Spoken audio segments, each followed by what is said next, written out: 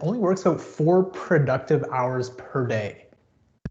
Now, when I was reading this, only 4 productive hours per day, but really, how many hours do we spend staring at a screen?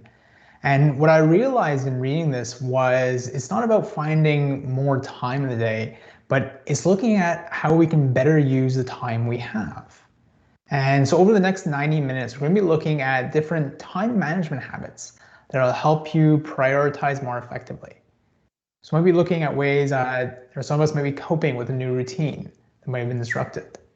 We'll look at ways maybe prioritizing your work responsibilities and creating a bit of a disconnect between work and life, where maybe in the past, driving to work would create those boundaries, or some of those boundaries might have been broken down. And really looking at how you might be able to make progress on your long-term goals. So my name is Scott Rust. I'm the COO. I'm a coach as well as co-founder of Intuitive Performance. And for me, my journey really started about 5 years ago, where I was working for a manufacturing facility in Asia, which allowed me to travel and work from home. I was right out of university, and this really sounded like the dream job.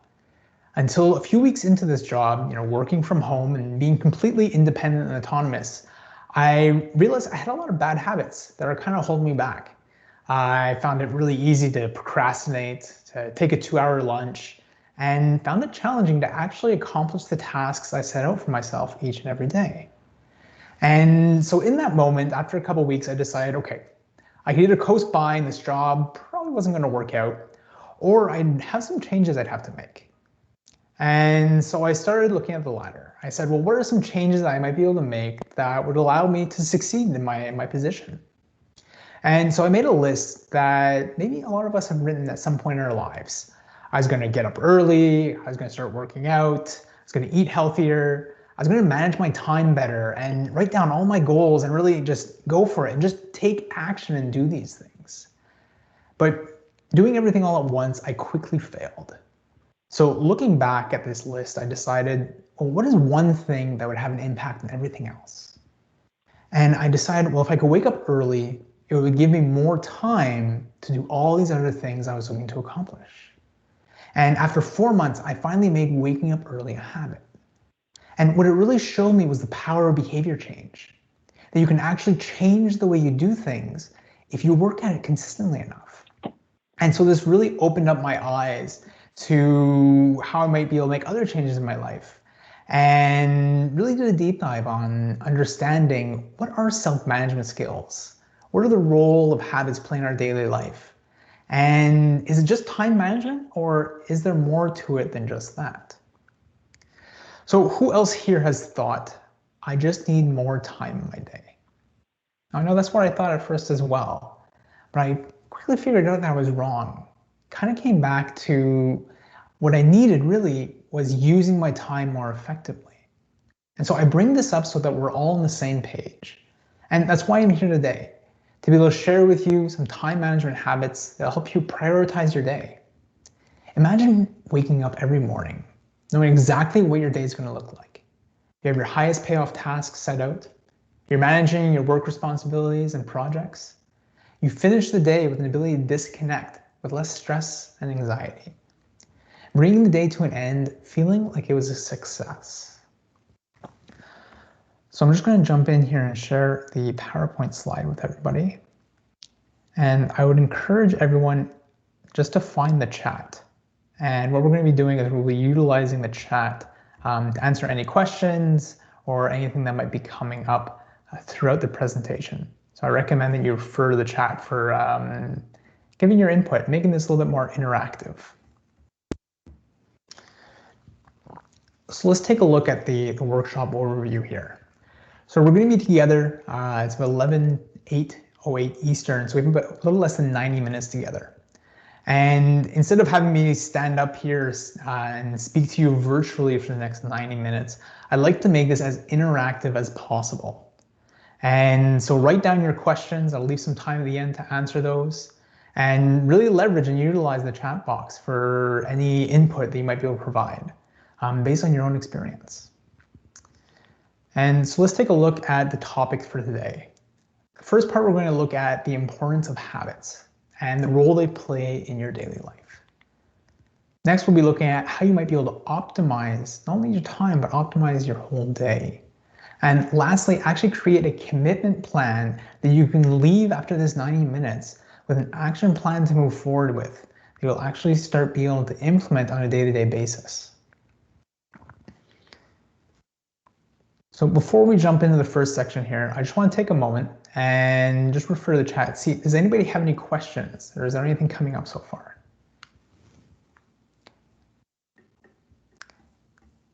All right, seems like we're all on the same page. So let's take a look at why habits are important. Take a look a little bit about the difference between a task and a habit, as well as maybe some business habits you might be able to learn today and implement into your workday. So why are habits important? When we used to talk about habits, we used to think about, brushing our teeth or tying our shoelaces. Yet when we think about habits today, especially in the workplace, they tend to fall on a broader spectrum. Now, when I first started looking into habit development and understanding what does it really mean and what role does it play in our daily life, I found a statistic that said about 40 to 45% of our daily decisions are based on habits. And when I discovered this, I figured, well, if I can optimize just those 40 or 45% of decisions, I only have the other 60% of my decisions every day to really worry about. And so when we're looking at developing better habits or looking at creating a better routine, it's looking at creating or developing new modes of behavior that'll help empower us to take on the day. So what are some benefits of building better habits? Well, one, it creates less decision making. When you have habits to rely on, you're not making those decisions. And what happens is every time we make a decision, it depletes our willpower, which I'll get to in a moment. But by making less decisions, I like to look at some other business owners and people that you might know, but think about Steve Jobs or Mark Zuckerberg. You might have noticed that they always wear the same clothes. Now, what happens is they decided that, they didn't need to make a decision every morning as to what should I wear. Rather, they just always wore the same thing. And what happened by doing this is that it allowed them to have more willpower to spend on more important decisions in their day. So when you're thinking and talking about willpower, think about it a bit like a gas tank, where every decision you make depletes a little bit more of your willpower. Now, that's why throughout the end of the day, that's when we tend to have the least amount of willpower. And if you're on a diet or if you're trying to cut down on eating desserts, you tend to reach for the ice cream late at day. It's because you have less willpower at that point. And so I'd like you to think about how you might be able to utilize your willpower or leverage habits to have more willpower to make greater decisions on the more important things in your day.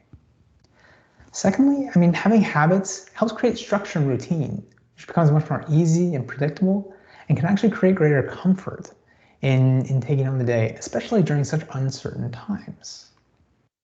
So I'd like to refer to the chat box in a moment, and I'd like you to input, what is a habit that you think would have a positive impact on your week if you can take consistent action on it? What are some positive habits that would have an impact? And input them in the chat.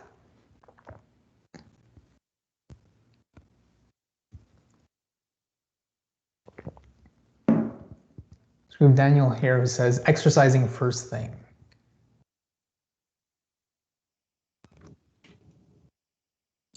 Anybody else? Does anybody else have any ideas, maybe some different habits that they might be able to incorporate into their week that would have a positive impact?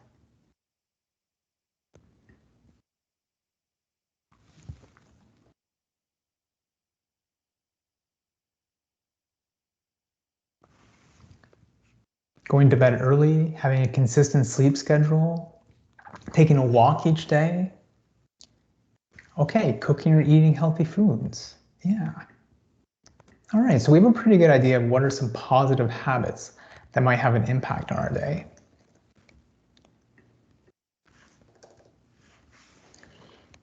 So let's move on to the next section. What is the difference between a task and a habit? So when we're thinking about tasks, they tend to be singular. They tend to have a beginning and an end. When we're looking at tasks, they tend to be things to complete. While when we're discussing habits, it's something that's more ongoing. There's no specific end to a habit. You're looking at more like things to improve. And I want to make the distinction between tasks and habits here as we move forward, so that you might be able to think about habits as the structure or the container in which you complete your tasks. So by developing better business habits, it allows you to more effectively accomplish the tasks you have at hand. So just thinking about the difference between tasks and habits. And so this brings me into the next point here about my productivity paradigm, where we quite often talk about time management and how can we manage our time better, and if only I had more time in my day, I could do so much more. But in reality, time is only one of the things or one of the factors that plays into how you can work more productively or more effectively. Other than just time, we also have to think about our energy, our different energy levels and fluctuations. And lastly, as well as our attention. And so the idea here is, if you take out just one of these things, what impact will that have on your productivity? Well, let's take a look at it together. If you didn't have time on your hands, but you're very focused and had lots of energy, without the time, you wouldn't really be able to work very productively. What if we look at it this way? You can feel focused, you have time on your hands, but yet you don't have the energy to really work for long periods of time. You'll only be working in really short bursts. And then lastly, as you can imagine, or I'm curious if you ever experienced this, where you have a lot of time in your hands and a lot of energy, but you're lacking the focus to stay on one task. You might find yourself jumping from one thing to the next, to the next, to the next, but not really making a big impact on what you're looking to accomplish. And this is really where this three-part series came from, is looking at how we can manage and align both our time, our energy, as well as our attention to be more effective, optimize our day, and in the end, to boost our productivity. So when we're talking about business habits, these are the things we're going to be learning today and throughout the next few weeks. And I want you to think about business habits as the way you work. They're the structure in which you do things. And so as Tim had mentioned, we have a three-part series where today we'll be discussing time management. You join us next week, we'll be looking closer at energy management, how you can leverage your daily energy levels. We'll even create an exercise to help you identify and understand what is the best time for you to work. And lastly, managing distractions and interruptions. And then on February 16th, we'll be looking at attention management. How can you work more effectively? We'll discuss the costs of multitasking and look at ways at how you might be able to develop greater focus by understanding how your attention space functions and how you might be able to optimize it. So do we have any questions so far? I'm just going to check in the chat here.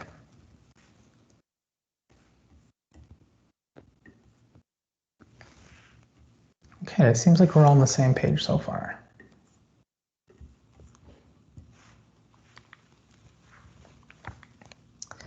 So we've talked a little bit about the importance of business habits and what they look like. We've identified the difference between tasks versus habits, and talked about the importance or the role that habits play in your daily life.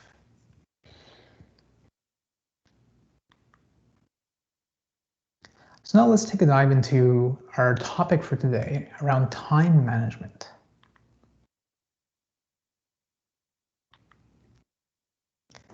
So how do you start your morning? You start your morning by pressing snooze. Maybe it's scrolling through social media until you're awake enough to get up. Do you find yourself dragging yourself out of bed and then jumping into work minutes afterwards?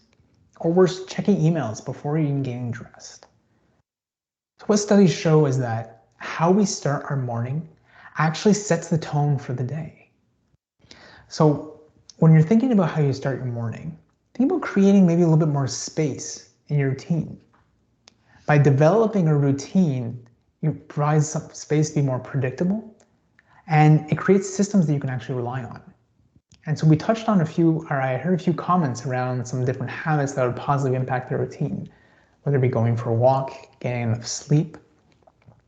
So if you find yourself struggling to start the day with the energy and focus you need to really reach your objectives, take a step back and think about how you could be a little bit more intentional with your morning routine.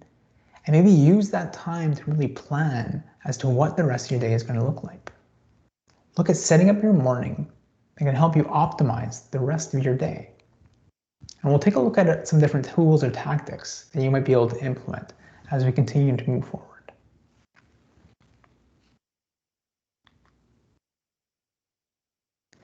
Does anyone recognize this palm bread here? Some of you might even have it in your kitchen at the moment.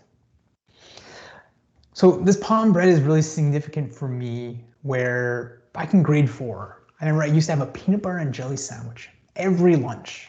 My mom used to make me this peanut butter and jelly sandwich with this palm bread. I remember there was this one time when I went to school and I showed up and expecting to have my regular PB&J, opened up and it happened to be a ham and cheese sandwich instead. And I don't even think I ate the sandwich that day. I think I traded it for a Jell-O. I came home with my mom and complained about this and said, no, I want to keep I like my peanut butter and jam sandwich. And you might be asking yourself, Scott, what does palm bread have to do with time management? And the reason I bring this up is so you can think about palm bread as a reminder on how you might be able to optimize your day. First, we want to look at, are you setting your priorities? How can we prioritize where you need to spend your time?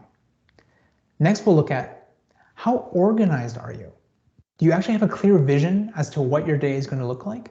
How can we organize your time for the better? And lastly, how can we maximize? How can we maximize the time we have rather than trying to find more time in the day? So we'll look at these 3 specific things: prioritize, organize, and maximize, and look at ways at how you might be able to work a little bit more effectively and manage your time.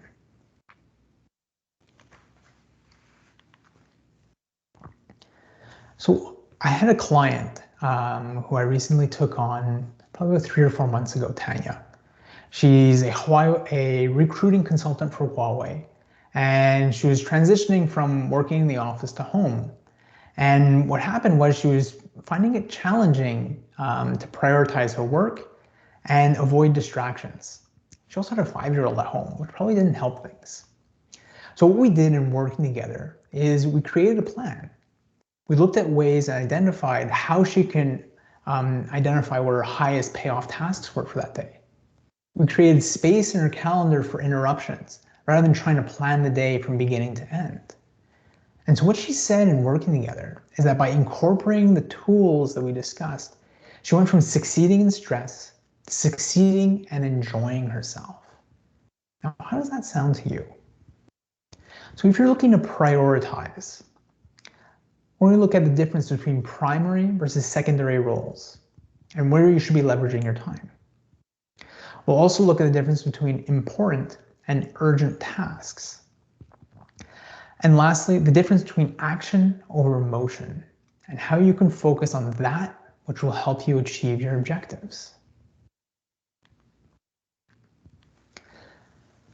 So let's first look at the difference between primary and secondary roles. So when you're thinking about primary roles within your position, it tends to be only things you can do, or it's something that you do well. It fulfills the roles that you have in your organization and contributes to its success. So when looking at this, I'd encourage you to make a list of your responsibilities. Make an exhaustive list of those responsibilities. And then from there, identify what are the 2 or 3 roles that specifically contribute to the success of the organization you work with and that are a good fit or that fulfill your role. Now, by doing this, it'll help you identify where you should be prioritizing most of your time. So one interesting thing to do around here is kind of to take a look back and say, well, where am I spending most of my time? And what was I hired to do? And this might come from getting clarification from a manager or an executive. But the idea here is really to identify where you should be spending most of your time and therefore creating greater awareness on if that's how you're spending it. The next piece is to identify what is the impact that you're actually having within this role. If you were to spend 100% of your time on this one task, what impact would that have? So it's really looking at if you're spending your time in a way that really drives the impact you're looking to create. The last piece here is around taking ownership of your results. So are you taking ownership of the results of your role?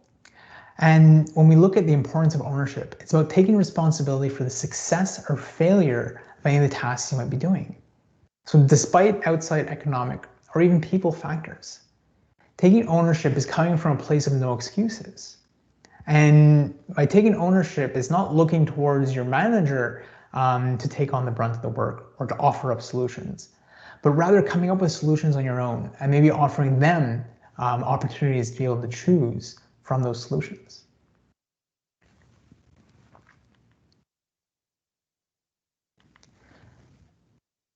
So how often do we fall into this prioritizing dilemma? Do I focus on what's urgent today or important in the long term? And does this resonate with anybody? Do I focus on what's urgent today or important in the long term? Now, most of the time what happens is whatever is urgent for today or this week tends to get focused on, and whatever is important for the long term tends to get left behind. So it's a bit of a dilemma where the important work only gets accomplished when and if it becomes urgent. So what happens here is we tend to believe that we have more time in the future, but we're too busy today. So how often are you prioritizing that which is urgent over important? So there's two things that we can look at here. One is something that you might have heard of before. It's called swallow the frog. The idea behind swallow the frog is to complete your hardest task first. By completing your hardest task first, whether it's important or urgent, actually helps you build momentum to be able to take on anything else. If you do the hardest thing first, everything else will seem so much easier rather than the other way around. So one way you might be able to do this is by looking at your primary roles, finding what your hardest task is within that primary role for the day and taking that on first. Next is, what were the important items?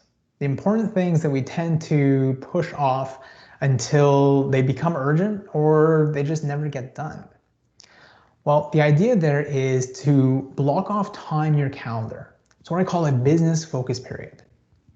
Now, it's looking at the task list or your primary roles, identifying what are the long-term projects you haven't started on yet, and then blocking off time in your calendar, even if it's just 1 hour a week, having time set aside only to be focused on that which is urgent and not that which is important. And the way that we look at this is actually setting this meeting as if it was a meeting with the boss or as if it was a meeting with a client. It's not something you're looking to move around or to miss.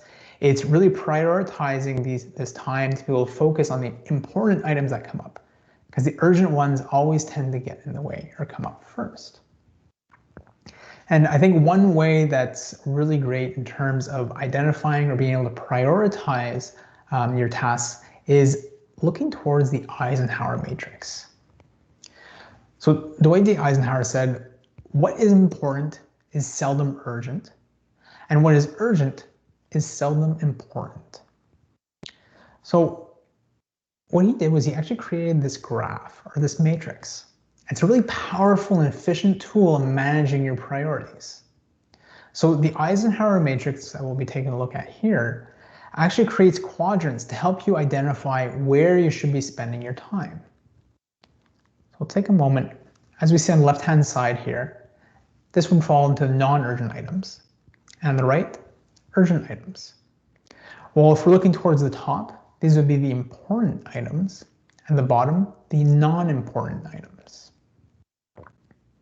Now, looking at this, where do you think you should start to spend your time? Which task quadrant do you believe, and maybe we'll look at the chat here, do you believe that you should be spending most of your time on?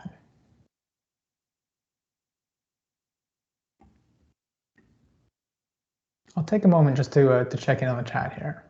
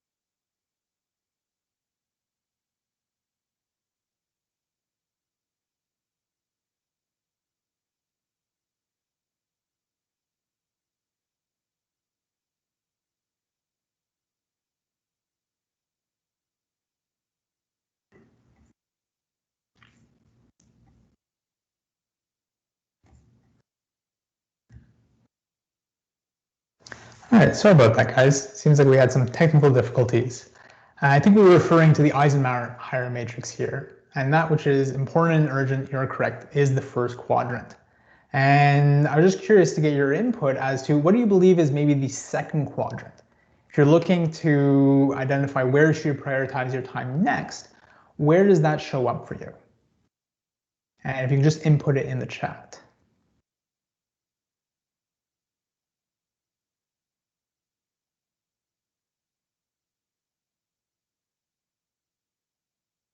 And I will just confirm, can everybody hear me now? Just want to make sure we're not experiencing any other challenges.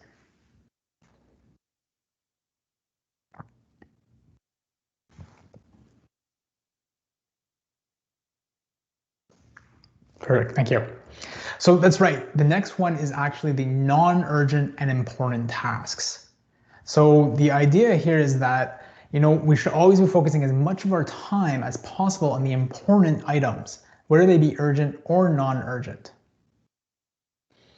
So number one, focus on these tasks. They're both time sensitive and they're adding value. Always do these first. If we're looking at number two, it's about scheduling these tasks because they're important, but they're not time sensitive.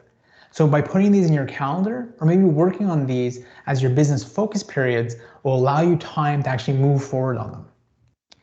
As far as the non-important and urgent, if it's not that important, then maybe you shouldn't be spending too much time on it. So if you're in a position to do so, maybe look at ways to delegate these tasks because they're time sensitive, but don't really help you accomplish your goals. Where something is not important for you might actually fall in the important category for somebody else. And then the last piece here, that which is not urgent and not important should be avoided at all times. Because they're neither urgent or important, they're not really worth your time. And so when looking at the Eisenhower Matrix, it's really trying to look at and focus on prioritizing the important items that actually fulfill your goals rather than non-important things. Now, this does sound easy in theory. In practice, it can be a little more challenging. But by actually referring this matrix on a regular basis, or actually looking at your to-do list and marking down what category they fall into, can be a really simple tool or easy way to be able to identify where they would fall into and how to prioritize your time. So the next piece that I wanted to bring up here is the difference between action and motion. So when we're talking about action tasks tend to lead to outcomes, where motion tasks have no clear end. So when we think about motion tasks, they tend to be busy work. There's no direct outcome. There's no way you can't fail. When we're talking about action tasks, they tend to provide a result. They give you a direct outcome. There's a possibility of a success or a failure. So which one of these do you think we tend to spend the most amount of time? Is it on motion tasks or action tasks? So when we're thinking about motion, it tends to actually be busy work, while action tasks provide a success or a failure. So the thing is, we tend to focus more on motion tasks because they're easy. They tend to be less intimidating and can't fail. When we think about action tasks, there tends to be a little bit more apprehension or fear that comes up around that. A fear of failure, a fear of disappointment, maybe not being ready or getting rejected. So we're actually going to go through an exercise here to help identify a little bit better the difference between action and motion tasks. And so I'll have you refer to the chat again. And what you'll see here is, as we see here, perfecting website layout. So it'll be something that comes up, and I'd like you to input in the chat whether it's a motion or an action task, and we'll see how well we do. So perfecting website layout. So if you're a website designer, would you put that as a motion task or an action task?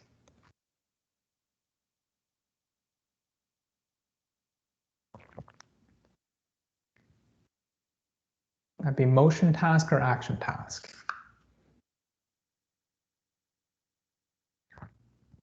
So perfecting website layout would fall into the motion task.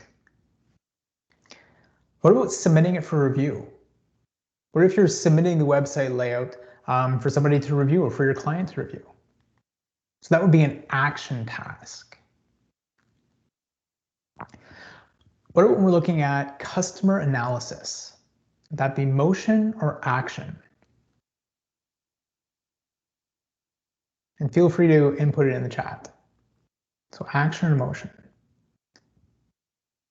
So customer analysis tends to be a motion task. There's no clear end. You can spend an hour analyzing a customer, or you can spend 3 or 4 hours. But actually executing marketing copy or executing on that customer analysis, that would be an action task. Or implement strategy. Action or motion. So if we're implementing the strategy, it's actually taking action. There's an end result there. While developing a plan can be really important, but we tend to spend more time developing the plan than actually implementing the strategy at hand. So last one here is, so call the client. Would that be action or motion? So calling the client, maybe to better understand their needs or to be able to review something with them, would be action, while maybe doing client research on your own might be motion. So the real idea here is looking at ways of how you can spend more time on these action tasks that provide results for your objectives, rather than the motion tasks that get you there. I just want to make sure, is this clear for everyone? And if anybody has any questions, I'm more than happy to spend some time towards the end to discuss them.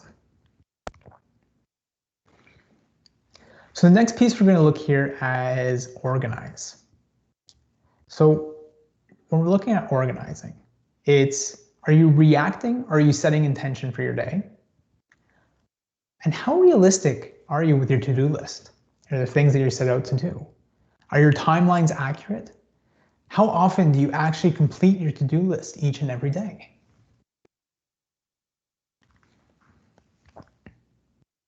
So are you reacting to what comes up or setting intention with your time? So if you spend your day reacting to urgent requests, to emails, to things outside responsibility, you might need to take a step back and identify how the demands of others are impacting what you work on. So many times, emails, clients, colleagues, or even managers are all demanding your time, your attention, and your energy. And unless you set up intention in your day, you'll end up just reacting to everybody else's demands. Now, what I'm encouraging is to look at ways how you might be able to be proactive. So imagine how your day is going to go before you even start. Organize what's most important to you first prior to responding to the demands of your time from others. Another way you can do this is by reviewing your tasks and goals each and every day, scheduling what top priorities you might have, and looking at your long-term objectives to keep everything top of mind. Then, before you start anything, really have a clear picture on how you want to spend your time that day and how you want to spend your energy before opening emails, before identifying where other people might need you. Now, I think this feeds in really well to the idea about being realistic.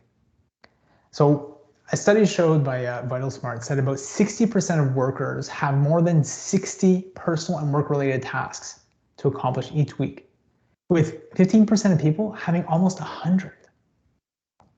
So the idea is, how can we be more realistic with how we spend our time? So one of the ways we can do this is to create space for unknowns. How often does it happen that, there's urgencies, there's fires, there's disruptions that come up? The idea is to actually create space in your calendar, in your day, to be able to address these things. So I would always encourage you to maybe plan out only about 50% of your day. What happens by doing that is you actually allow time for a few things. Allow time for those urgencies or those other things to come in. And you also allow yourself time for if you spend too much time on one thing. And so what I mean by that is we tend to underestimate how long something will take us by almost 100%. So what that means is if you allocate an hour to a specific task, it's likely to take you 2 hours. So by only planning out 50% of your day, you actually create more space to address those other things as they come up. The next piece about getting organized is identifying networking tools. So what I mean by networking tools is, what are the programs, the files, or whatever emails that you might need to actually accomplish a task. So when we have too many networking tools, too many windows and tabs all open at once, it actually breaks our concentration. It degrades our ability and our capacity to remain focused on just one thing. And so I'm curious, how many tabs on your browser, how many programs, and how many things you have open on your computer at this moment? And input it in the chat. Let's see how many people have. And if my experience is right, a lot of times we tend to have upwards of at least 10, 15 things going on at once. Some people even write too many to count. And so what I've done is I've actually created this 5-tab rule with a friend of mine. And we do this random check-ins with each other. And we just write 5 tabs. And the goal here is to not have any more than 5 things going at one time. And even then, that might be more than you actually need. You might not need all these different tabs and tools all open at one time. If anything, whittle everything down to just what you need to focus on. And that way you'll find yourself less distracted and less pulled away, and have an ability to actually be more organized and realistic with how you spend your time. The next piece here is avoid Parkinson's law. So Parkinson's law says that work tends to expand the time allotted. So put simply, the amount of work required adjusts, usually increasingly, to the time that you give it available to complete. And for me, this reminds me really of university, where we start the semester off and know exactly when my midterms were, when my finals were, when my term paper was due. Yet, how is it that I always waited till the last moment to actually get started and complete these things? Part of the issue is the fact that I had allotted all this time, the whole term, just this one paper, and then spent all the time towards the end. So the idea behind how we might be able to leverage Parkinson's law is to actually condense the amount of time you spend on things. So if you normally spend 2 hours doing research, try and limit yourself to 1 hour instead. Have a clear intention as to what you're looking to accomplish, and then limit the amount of time that you spend. And what happens when you limit the amount of time you spend on it, you actually cut out that which is unimportant, And it really helps you focus and stay organized on what you're actually looking to accomplish. So I'd encourage you to keep that in mind next time that you might be taking on a new project or task.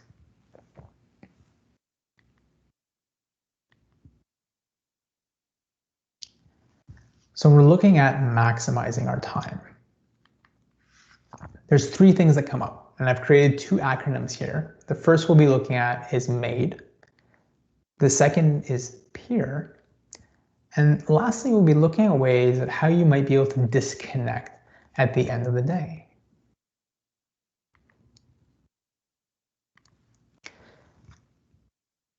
So if we're thinking about our routine tasks, I'd like everyone to take a moment to make a list of at least maybe 2 or 3 routine tasks. And why don't we refer to the chat box? What are some of the routine tasks that might come up in your role?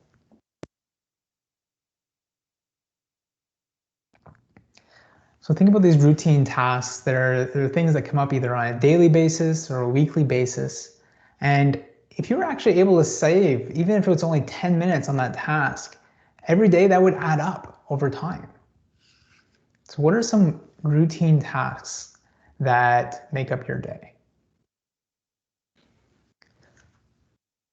So once you've identified those routine tasks, the goal is to look at how you can spend maybe less time on them. And so look at ways of how you might be able to minimize, automate, delegate, or eliminate completely. So thinking about how you spend your time on some of these tasks, maybe it's looking to avoid Parkinson's law and minimizing the amount of time you spend on it, or allotting yourself less time to try to stay focused and complete it in a faster amount. Maybe it's automating. Maybe this task can be automated completely, or maybe there's just a portion of this task that can be automated that over time will help you manage your time a little better. The third piece is if you're in a position to maybe delegate this task. Is it possible to delegate this to somebody else where it might not be important to you, yet it might be more important to them? And lastly, I think we've all been there where we've had that nagging task on our to-do list that's been there for maybe 3 weeks, maybe 3 months. If it's been there for that long, maybe it's time just to eliminate it altogether. Because if you haven't spent the time or energy on it yet, then maybe it's just not really worth that time. And so looking at ways how you might be able to eliminate these things altogether. So remember, it's not about finding more time, but looking at using the time we have more effectively, helping you maximize your time. Think about MADE: minimize, automate, delegate, or eliminate. Now, the next piece we're talking about here is around primary roles. So I'd like you to take a look at maybe some of the primary roles that we were discussing earlier. If you were to level up in one of these roles, what impact would that have on your job or business? The idea here is investing in your strengths will continue to set you further apart from the rest. So I've created an acronym here, PEER, on how you might be able to help invest in your strengths. One of the ways you can do that is through practice. So creating opportunities to deliberately practice whatever this role or task is. The next piece might be educate. Looking at maybe taking an online class to be able to help educate yourself on how to do this thing better. The third piece is expert. Who's an expert in this field that you might look up to? Or is there even somebody in your community or somebody within your workplace that does this one thing really well that you might be able to learn from? Maybe reach out to them, find out what was their experience like, and they might be able to provide you some guidance on how to improve. The last one, which we tend to overlook the most, is looking at reviewing. So whether it be looking at your marketing, whether it be practicing sales presentations, it's taking the time to review and ask yourself, how did I do? What went well and maybe what didn't go so well? And how can I better prepare and be proactive in improving for the next time? And I'm a big proponent of progress over perfection. And what that means to me is that the small changes over a long period will actually have exponential results. And so by taking the time to review the things that you've focused on will allow you to continually improve and move in the right direction. So does this make sense for everybody? Do we have any questions so far?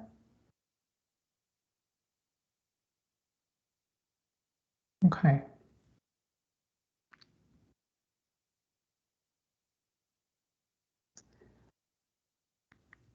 So the last piece I'd like to bring up here is just around disconnecting. So I had a client I was working with, Allison, who was working from home. And one of the things that she was struggling with was actually disconnecting at night. And what we noticed was in the past, the drive or commute to work and back was actually her way of disconnecting between work and home. Yet working from home now and having her office steps away from the kitchen or the bedroom, it was really easy to feel like she was on all the time. And I've noticed this with a lot of my clients, this challenge with disconnecting between work time and personal time.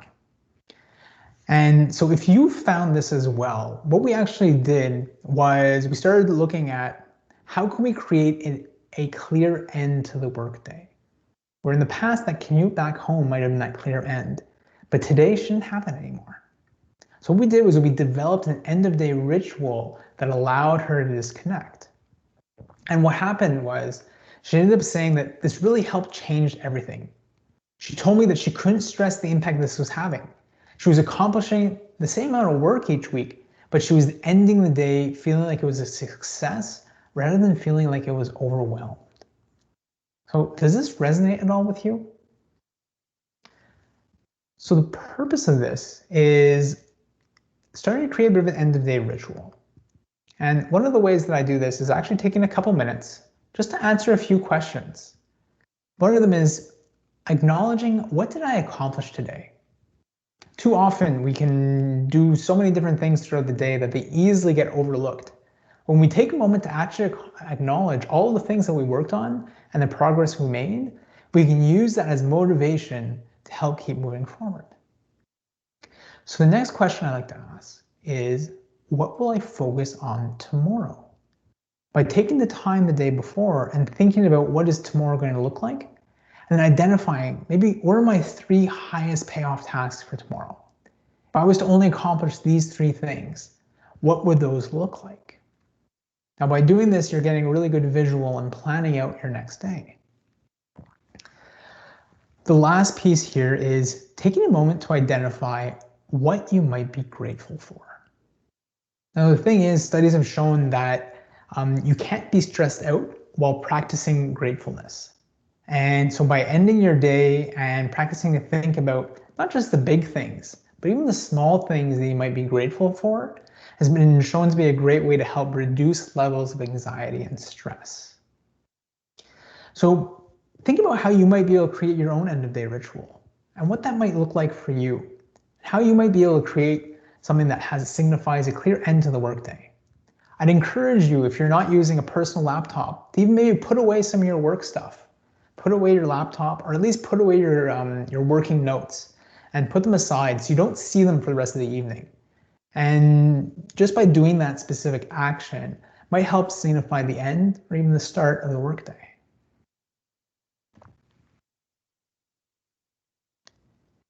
So does anybody remember what POM stood for? So P-O-M. So what we looked at was different ways in how you might be able to prioritize your tasks. We also discussed how you might be able to organize your day, and also looked at how you might be able to maximize your time. So looking at all these different components, we're going to take some time right now to actually create a bit of a commitment plan. And what I'd like you to do is think about one specific thing that might be coming up for you that you've taken away from this presentation. And so we're going to move forward into identifying these different business habits. So when we think about business habits, they tend to be opportunities for small wins. So moments that'll help move you forward. They're really the foundation in which you work, but it'll help build on. It'll help not only help you thrive at work, but it might also have a ripple effect into other areas of your life as well. Kind of like that end of day ritual. So here are some of the business habits that we discussed today. So from this list, or maybe from something else you might have written down, I'd like you to identify one thing that would have the biggest impact on your work right now. And take a pen and paper and just write down that one thing. And what we're going to do is we're going to create a commitment plan surrounding this.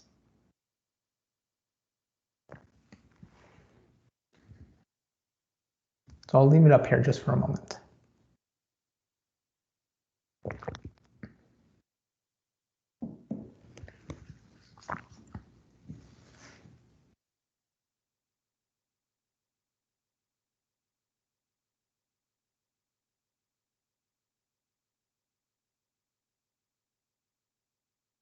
All right, does everybody have their commitment plan or their business habit?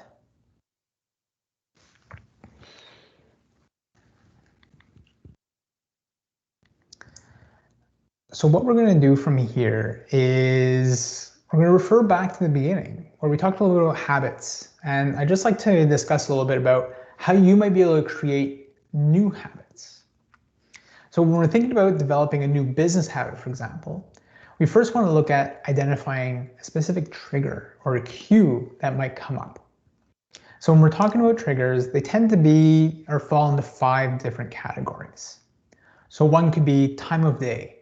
Maybe you end up having a coffee or tea at the same time every day. Number 2 is location. Maybe you have a specific location that you get your work done. Third is after an event. Maybe it's a good example of that is maybe going to the washroom and then washing your hands. That would be after an event. It happens automatically. 4 is social influence. So have you ever noticed how you might act differently depending on what friends you're hanging around? And lastly is emotional state. So emotional state could be a trigger that might have you having salad at night or Uber Eating pizza instead. So when we're thinking about business habits, they tend to be time of day and location, tend to be the 2 biggest ones.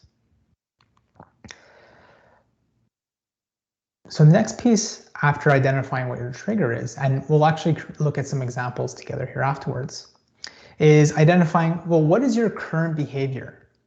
So if we use the example of maybe the time of day, maybe you start your workday around 9 a.m. So how do you usually start your workday? Is it jumping into emails right away? Is that the current behavior? Is it picking up where you left off the day before? Once you identify what the current behavior is, then it's looking and saying, okay, well, what's a new business habit I'd like to do? And so maybe for you, it is looking at emails first. That's the current behavior. But maybe what you prefer to do is actually take a moment to identify what your 3 high payoff tasks are for the day. And the idea here is maybe setting more intention with what you're looking to accomplish, rather than looking at emails and then starting to take action on the demands of others. So there's a specific way in which we can actually create these new habits. And it's thinking about when X happens, so when I'm triggered, instead of doing my current behavior Y, I will incorporate a new business habit, Z. So we think of when X happens instead of I will. And what I have here is I've created a few commitment examples in which we might be able to utilize.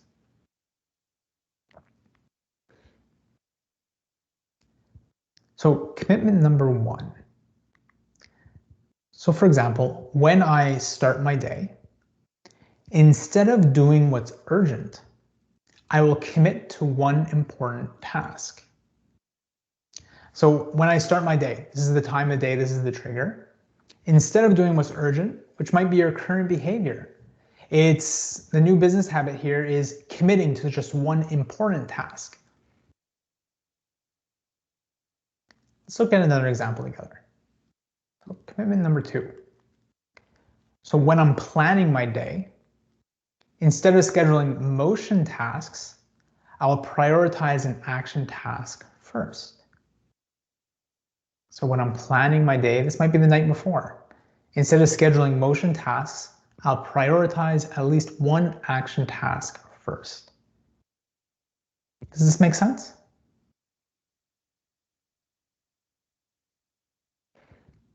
So the last example I have here is maybe when I'm feeling drained. Instead of pushing through, I'll practice disconnecting.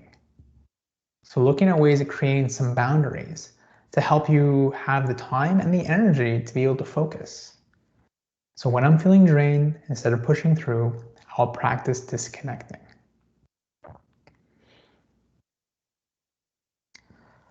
So I think we've all come up with our key takeaway thus far, or identified that business habit. And what I'd like you to do is actually input it and share what is the one business habit you've committed to. And we'll actually go through this exercise together in filling out one of these boxes, at least for today's session, just the first one here. And so just input in the chat. Why don't you share with everybody, what is the business habit that you think will have the greatest impact for you? And part of the idea of sharing it is it actually helps build a little bit of accountability. Even if you're sharing it with people you might not even know, just by saying it out loud or typing it in the chat, it'll allow you to build up a little bit of accountability around that. And I'll leave a couple of moments now just for us to kind of create this plan together. And I'll actually ask 2 or 3 people to share what their plan looks like for whoever might feel comfortable. So take a moment, identify your business habit, and then begin by filling out the questions here to make your commitment.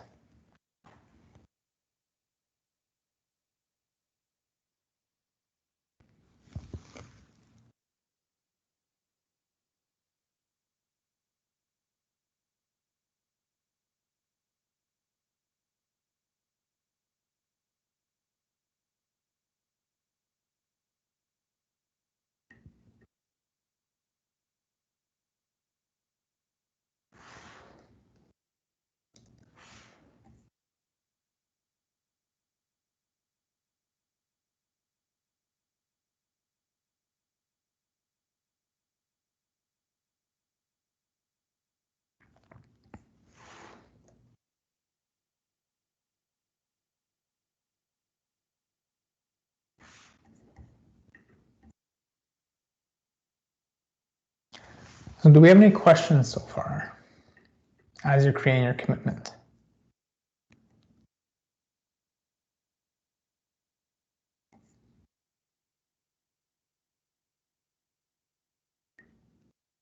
And I do apologize, it seems like I'm having Microsoft Teams issues.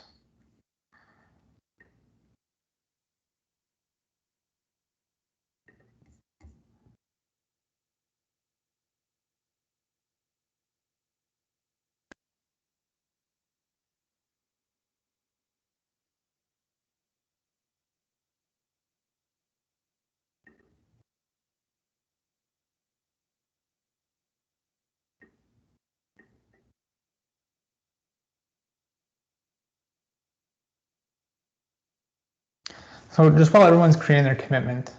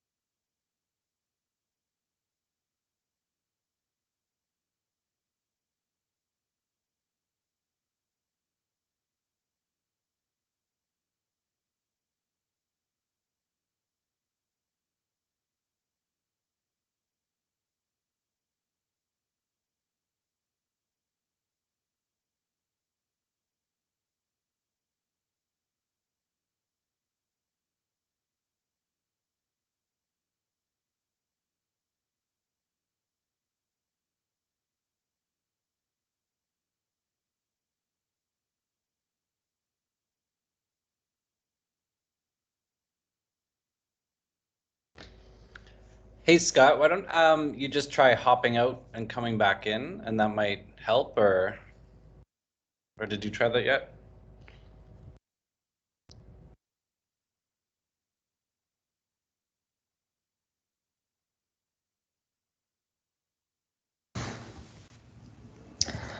Yeah, I'm sorry about that, Tim and everybody else. I believe I'm unmuted now. For some reason, when I share my screen, anyways, I won't bother everyone with the issues. So I wanted to touch base just to see, I know we have a couple questions or a few things coming in.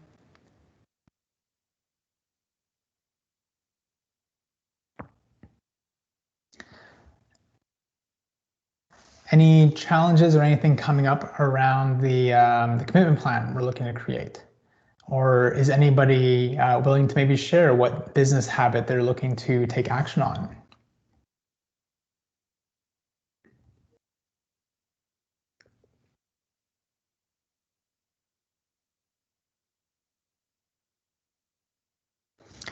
All right, so Branko says, identify top 3 tasks and take action to complete them. Once they're completed, identify 3 more. Rinse and repeat. Okay, so if we were to create the commitment plan like we were doing where it was, I'll pull it up here. So it's when I instead of I will. What would that look like for this commitment plan, Branko? So it's when I instead of I will.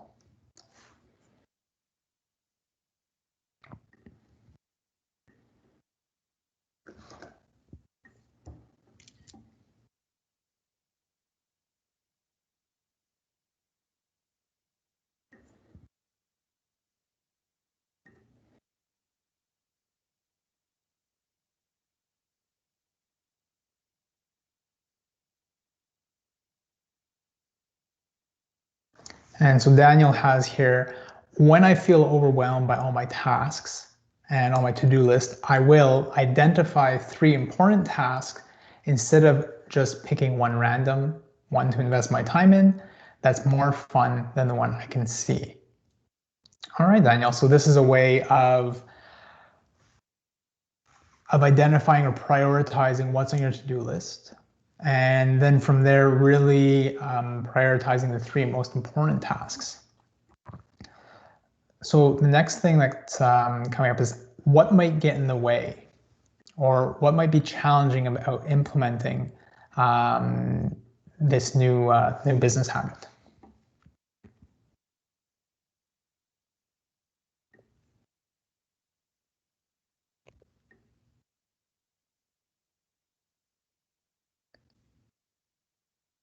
Okay, so Branko says distractions that might come in the way. So the idea here, and we're actually going to touch on this a little bit in the energy management series for next week, is we're going to look at ways that how you might be able to manage distractions. So Branko, what might be one specific distraction? And feel free to maybe put yourself on mute just for the moment. What might be a distraction that might get in the way? Hi, everybody. I deal with people a lot, so distractions come from that direction where, like you mentioned before, somebody's problem is a high priority to them, and it involves me when it comes to, let's say, solving that problem. So that's the kind of distraction that I'm describing. Okay.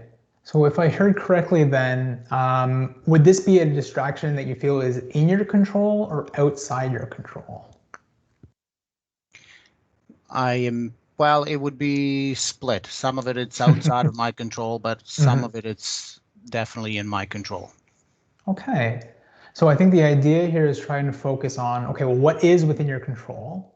And then from there, looking at trying to be proactive in maybe it's setting specific times for people to come and interrupt you or ask questions for what they need. And looking at ways of how to protect your time so you can at least have specific times just for focused work. And then maybe other times where maybe the work you're doing isn't so cognitively demanding and you might allow to have other people interact and be able to answer their questions or issues. Does that resonate at all? Yes, absolutely. Okay. All right. Well, thanks for sharing, Branko. And so we just have Marcus here who wrote the end of day task. So instead of leaving in a hurry, taking time to review tasks for tomorrow. So clean and organize the desktop and have a more clear-headed evening with more focus for the next day. All right then, Marcus. So the idea is kind of creating your own end of day ritual and really taking the time to look at, okay, well, how do I want to spend my time tomorrow? And then from there, actually organizing the desk a little bit in a way that kind of identifies, okay, this is the end of day. So why would taking this task on or implementing this new business routine be important to you, Marcus? And feel free to unmute if you'd like as well. Well, I just find that, can you hear me? Yep, no problem. Okay. I just find that being a business owner, I'm unable to separate myself from my business in the evenings. And this might help as well as get me sort of ready to focus on tasks the next day without having to never really finish my last day, if you know what I mean. Okay. So what I hear as a business owner, Marcus, your days tend to bleed into each other. And by not actually having something that signifies the end of the day, it might be challenging to disconnect at times where you don't really want to be thinking about work, yet work is always on your mind. Exactly. Okay. No, all right then. And so what might get in the way of incorporating this end of day routine? Mostly, I get a lot of phone calls and stuff at the end of the day. People last minute, oh, I forgot to call Marcus, so I got to do that. So I tend to get at least 3 phone calls before 5 o'clock, and then it won't be long before, of course, the family tells me that it's time to come home and have supper. So. Okay, then. And so you tend to get phone calls towards the end of the day. And so that's one of the things that might get in the way. So how might we be proactive in eliminating or avoiding that type of disruption?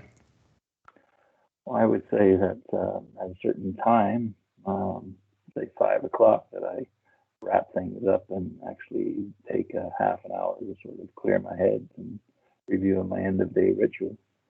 And basically just a discipline of doing that, which is always a tough thing for anyone, I'm sure.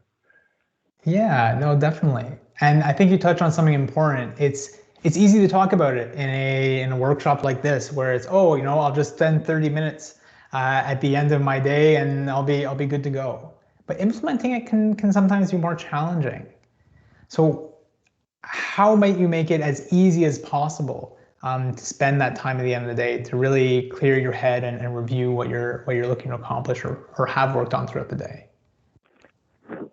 Well, I have, for better or for worse, I have on my desktop, I have a checklist of tasks that are always things to do, which is sometimes overwhelming in itself, but it helps me clear my thoughts. But checking things off would be a nice satisfactory thing to do every day if I were able to do it. Okay. So to your point, Marcus, I'll touch on the overwhelming to-do list because I do feel like this would be beneficial for everybody to hear. But one of the ways that you can kind of manage that, and at least in my experience, it's been helpful, is almost having 2 to-do lists, where one is more focused primarily on what am I looking to do today, and then you have your other exhaustive to-do list, which is all the things I'm working on and I have going on. And by having these 2 separated, when you're looking at doing your end of day routine and you're hoping to get a little bit more clear-headed and relaxed afterwards, you don't necessarily need to be reviewing all the tasks, but rather just focusing on that which you were focused on or looking to accomplish for that specific day. Good point. I'll give that a try. Okay, no, fair enough. And the last thing I'd encourage you to do is, if you're looking for just some time to clear your head, and even if it's only for 15 minutes, actually going ahead and maybe putting things on Do Not Disturb and trying to leverage those kinds of tools to help create that space you need to be able to end the day feeling a little bit more focused and relaxed. Thank you. Okay, thanks for your participation, Marcus. So Nada George, if you'd like to come off mute as well. So it says, when I book time to do an important task, I will shut down all distractions instead of keeping my phone and emails on. Ooh, I think this definitely resonates with a lot of people. How often do we get an email that comes in when you're working on a focused task, and then you go and you check that email, and then all of a sudden that email leads to a web browser being opened, or maybe leads you somewhere else, and then 15 or 20 minutes goes by and you've almost forgotten about the first task you were actually working on. So I'm curious, Nada, does that resonate with you at all? Yes, it is. It's my struggle for every day. Okay, my struggle every day. All right, so why would it be important for you to be able to create greater space, to be more focused on your important tasks? I think if I focus on one task at a time and I'm just doing this without any distractions, I'll do it in more timely manners or more efficient, and I'll finish it up faster, and I can move to the other one. Okay. So by creating space for focused work, it allows you to work more effectively and utilize or leverage your time better to be able to accomplish more. Yep. Okay. And so you mentioned one of the things that gets in the way of this is kind of these different distractions. And you mentioned how you might be able to deal with that is by actually putting your phone on silent or doing do not disturb on your computer. Yep.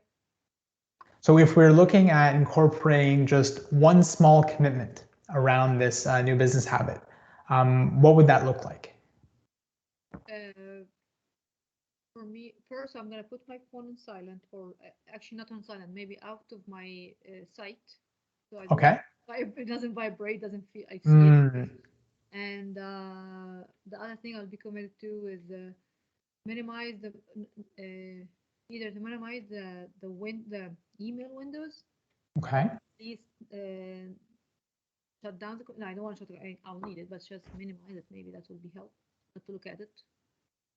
Okay. So actually putting your phone out of sight. One thing I really like about that is studies show even if you flip it upside down, it's not enough. Just seeing the back of your phone can easily kind of distract you or make you think, oh, I wonder if I have any messages, or I wonder if somebody's, or just it pulls your attention away even just by seeing it.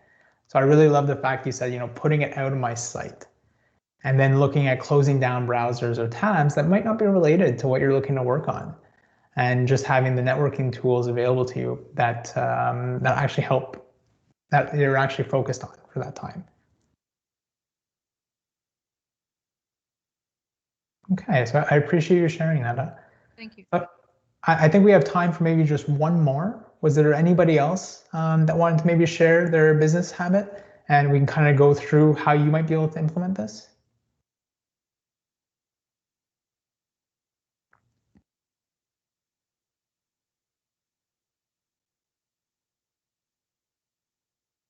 I know, Daniel, you had mentioned earlier about feeling overwhelmed and just prioritizing your top 3 tasks. Is there anything else coming up for anybody?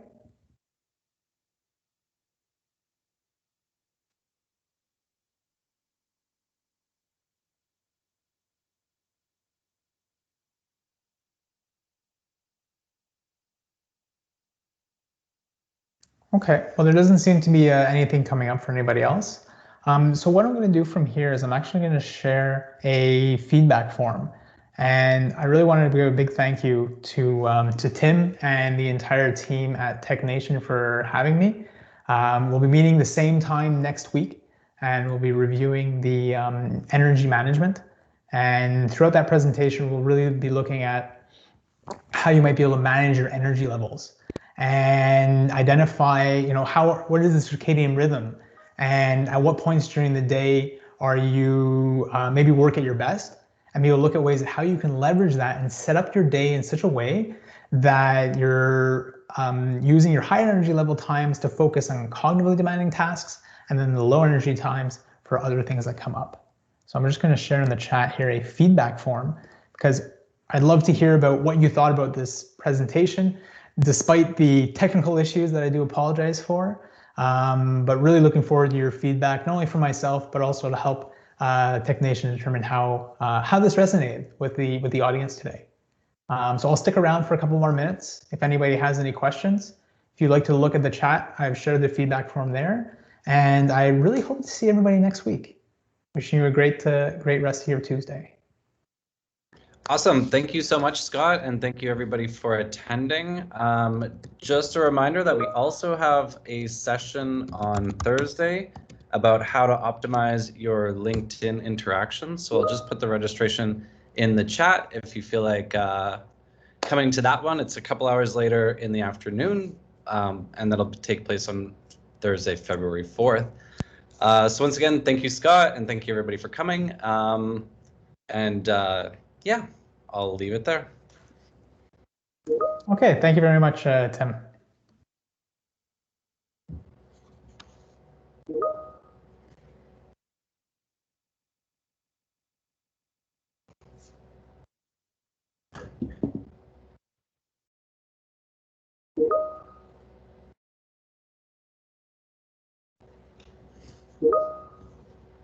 Scott, I think your link is broken on the feed for the evaluation form.